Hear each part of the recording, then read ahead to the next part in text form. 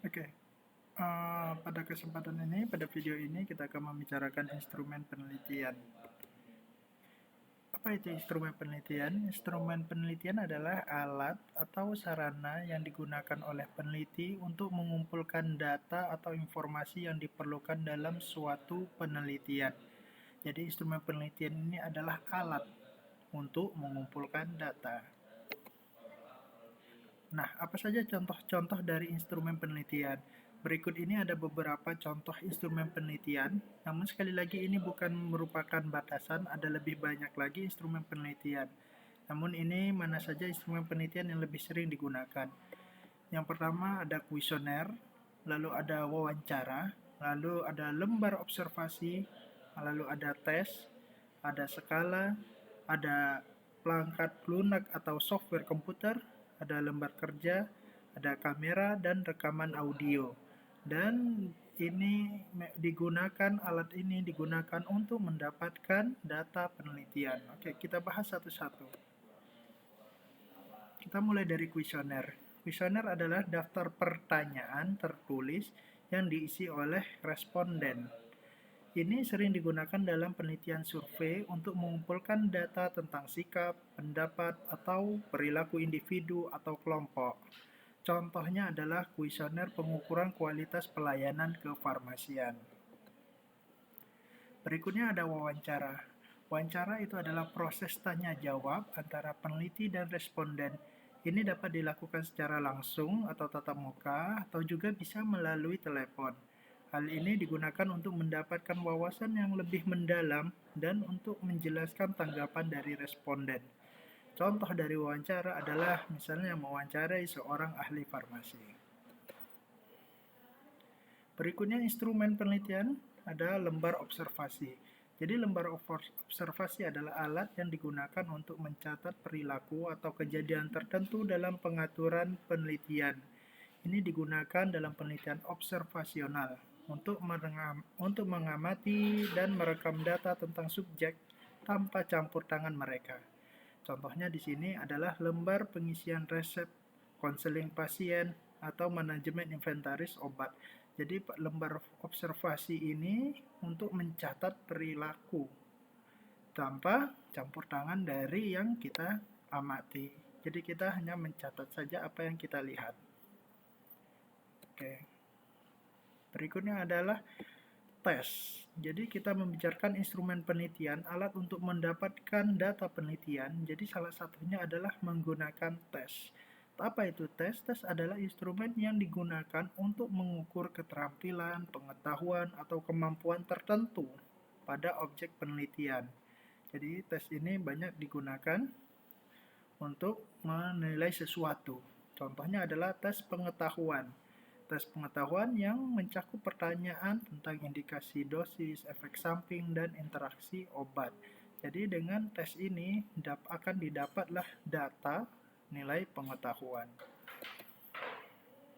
Nah, berikutnya adalah skala.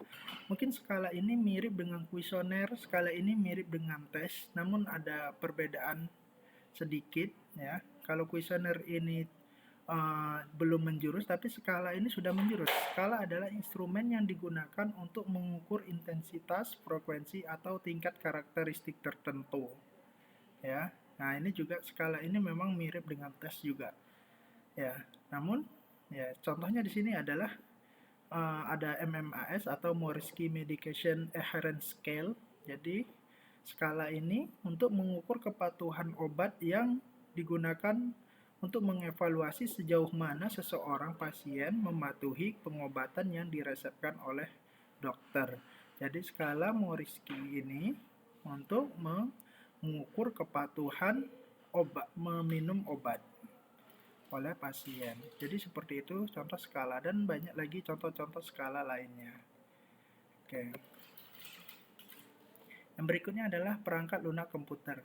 Jadi perangkat lunak komputer atau software komputer itu bisa juga mendapatkan data penelitian. Dalam penelitian modern, hal ini sering digunakan untuk mengumpulkan, mengelola, dan menganalisis data. Ini dapat berupa survei online, perangkat lunak analisis statistik, atau perangkat lunak kualitatif untuk menganalisis data kualitatif. Ya, ini bisa juga luring, ya, offline ataupun dia daring online. Nah, contohnya adalah kalau kita secara daring itu ada drug.com untuk melihat drug interaction atau interaksi obat. Jadi dari drug.com ini nanti kita bisa mendapatkan data interaksi obat. Berikutnya, instrumen penelitian berikutnya adalah lembar kerja. Nah, lembar kerja ini adalah alat yang digunakan dalam penelitian eksperimen atau penelitian lapangan untuk mencatat data observasi atau pengukuran tertentu. Nah, jadi lembar kerja ini adalah alat untuk mengumpulkan data terutama untuk penelitian eksperimen ataupun penelitian lapangan. Contohnya adalah lembar pengujian aktivitas anti diare dengan menggunakan hewan mencit atau musculus. Seperti itu. Oke, dan terakhir, alat untuk mendapatkan data atau kita sebut instrumen penelitian ini ada kamera dan rekaman audio. Nah, dalam penelitian kualitatif, alat ini digunakan untuk merekam wawancara, diskusi kelompok, atau observasi yang kemudian hasil dari gambar atau video dari kamera ataupun rekaman audio ini dianalisis lebih lanjut.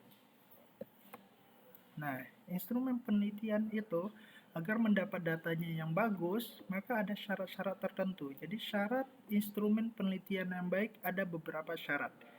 Yang pertama harus memenuhi validitas, berikutnya reliabilitas, berikutnya kemudahan analisis, berikutnya kemudahan penggunaan, dan juga kepatuhan etika. Jadi ini merupakan beberapa syarat agar instrumen itu dapat menjadi instrumen yang baik sehingga data yang didapatkan pun akan bisa digunakan dalam penelitian.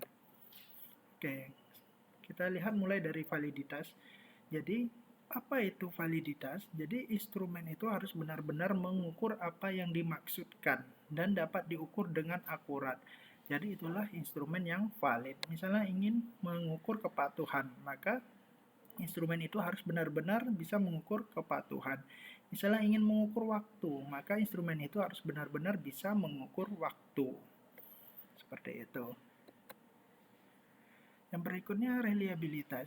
Reliabilitas adalah instrumen itu maksudnya harus mendapatkan hasil yang konsisten jika diulang pengukurannya. Jadi ada alat untuk mengumpulkan data instrumen, hari ini digunakan, besok digunakan, dan berikutnya digunakan, hasilnya pada suatu sampel yang sama, seharusnya dia bisa sama hasilnya walaupun diulang-ulang. Itulah syarat reliabilitas. Berikutnya kemudahan analisis. Jadi instrumen harus menghasilkan data yang mudah diolah dan dianalisis. Jadi kita tidak bisa membuat misalnya kuesioner itu ternyata tidak bisa dianalisis. Kalau begitu nanti kita akan kesusahan bagaimana mendapatkan kesimpulan dari penelitian. Berikutnya adalah kemudahan penggunaan. Instrumen harus mudah diadministrasikan dan diisi oleh responden. Nah, contohnya kuesioner tadi, responden harus bisa atau mudah bagaimana mengisi atau menjawab dari instrumen tersebut. Berikutnya adalah kepatuhan etika. Nah, instrumen dan penggunaannya harus mematuhi prinsip-prinsip etika penelitian, termasuk hak dan kenyamanan responden, serta persetujuan informasi yang memadai atau informed consent. Nah, dalam instrumen itu ada skala. Instrumen yang di sini ada skala itu biasanya adalah kuesioner. Ya. Nah, tadi sudah disebut juga di antaranya instrumen itu ada skala. Skala kita beri contohkan adalah MMAS, Moresky. Nah, di instrumen lain seperti kuesioner itu ada skala pengukuran juga. Skala yang bisa digunakan adalah skala Likert, Guttman, Semantic Differential, ataupun skala rating. Namun seperti yang saya sebutkan tadi, ada banyak skala di luar dari 4 skala ini. Kita bahas satu persatu, kita mulai dari skala Likert. Oke. Skala ini melibatkan pernyataan atau pernyataan tertentu yang diberikan kepada responden. Dan responden diminta untuk menilai sejauh mana mereka setuju atau tidak setuju dengan pernyataan tersebut. Nah, berikut contohnya. Ada Pertanyaan, apakah Anda puas dengan penjelasan yang diberikan oleh apoteker tentang penggunaan obat? Maka ada pilihan. Pilihan inilah yang merupakan skalanya. Jadi skala Likert ini ada 4 atau 5 pilihan. Di sini ada 5. Yang pertama sangat tidak puas, 2 tidak puas, 3 cukup puas, 4 puas, 5 puas. Dengan skala ini akan memudahkan kita mengolah data. Jadi masing-masing jawaban itu akan kita peroleh nilai dari masing-masingnya. Contohnya sangat tidak puas diberi nilai 1, tidak puas diberi nilai 2, cukup puas diberi nilai 3, puas 4, sangat puas diberi nilai 5. Ini adalah skala Likert. Berikutnya adalah skala Guttman. Jadi skala Guttman berbeda dengan skala Likert. Skala pengukuran ini mengukur tingkat penerimaan atau penolakan. Jadi dua itu saja, menerima atau menolak. Contohnya, apakah Anda meminum obat tepat waktu? Kalau menerima, iya, nilainya 1. Kalau tidak menerima, berarti tidak, nilainya 0. Jadi nilai untuk Guttman ini hanya 1 dan 0. Jadi Guttman ini memberikan penegasan jawaban. Berikutnya adalah skala semantik diferensial. Nah, skala pengukuran yang mengukur respon terhadap objek atau konsep tertentu dengan menggunakan dua kata sifat yang berlawanan di ujung skala. Jadi ada dua kata sifat yang berlawanan. Responden diminta untuk menilai objek tersebut dengan cara yang berbeda di antara dua kata sifat tersebut. Contohnya, di sini pernyataannya adalah rasa obat. Ada dua kata sifat yang berlawanan, manis atau pahit. Nah, di sini responden akan memilih. Kalau dia cenderung ke pahit, dia bisa memilih 1. Ataupun dia bisa memilih 2, tergantung gimana kadar kepahitannya. Atau dia bisa memilih 4.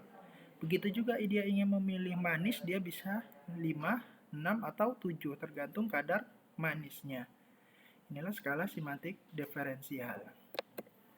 Berikutnya adalah skala rating. Oke, kita sudah sering dengan memberikan rating. Jadi jenis skala pengukuran yang meminta responden untuk memberikan peringkat numerik atau nilai pada objek, atribut, atau pernyataan tertentu. Jadi contohnya adalah rating keefektifan obat. Bisa kita berikan ada bintang-bintang di sini, misalnya kita beri 5 atau beri 4, beri 3 atau malahan kita hanya beri 1. Seperti itulah skala rating, ya. Oke, untuk saat ini sampai di sini semoga bisa dipahami. Sampai jumpa di pertemuan berikutnya.